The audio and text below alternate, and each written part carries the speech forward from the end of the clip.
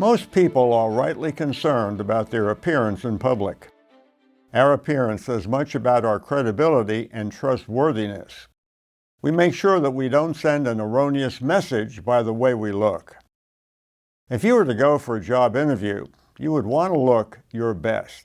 You would not want to have a confused and disheveled look, a sneaker on one foot and a boot on the other. Nor would you want to have a dirty face and the remains of your breakfast on your shirt. Recently, the city of San Francisco was preparing to host Chinese President Xi Jinping at the Asia-Pacific Economic Cooperation Summit.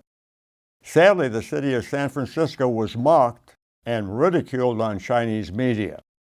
Labels such as Ghost Town and also a ruined city were common. Other headlines used phrases such as garbage city and fallen city. Another headline from the Chinese site Phoenix said the city had fallen into a, quote, death cycle. I could also add my own headline, an American disgrace. If you think these terms are too harsh and unfair, let's take a walk through the Tenderloin district of San Francisco, California.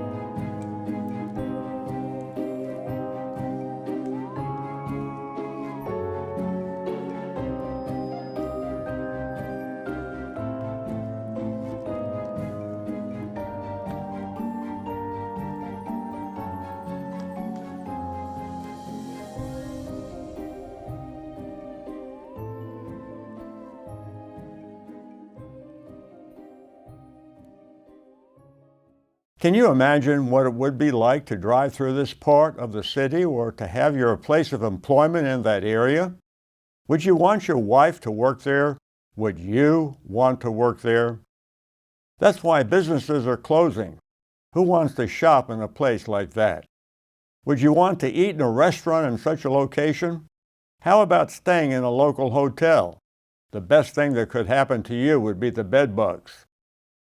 In a CNN report by Samantha DeLuya, Titled, "It's Not Just Crime, What's Really Going On with San Francisco's Shrinking Retail District," we read about Union Square, historically a major commercial hub in the heart of San Francisco's downtown. It used to be a well-known venue for many public events and was seen as a go-to tourist attraction in the city due to its high-end shops, department stores, and hotels. But lately, many well-known chains have announced exits from the area, including CB2, Anthropologie, and Nordstrom.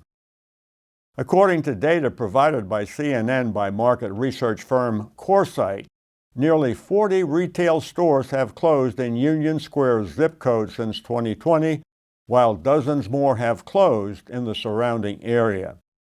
Even the British are fearful that what is happening in San Francisco could happen in the United Kingdom. Britain's Home Secretary Suella Braverman held up the city as an example of what could happen in the UK.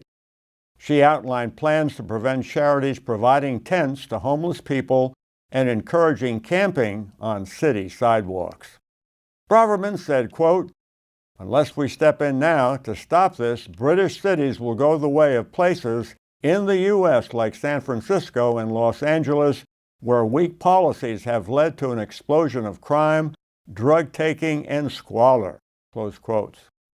Ismail Ramsey, San Francisco's U.S. attorney, announced a multi-agency, all-hands-on-deck project to tackle drug dealing in Tenderloin, admitting it had become ground zero for drug tourism.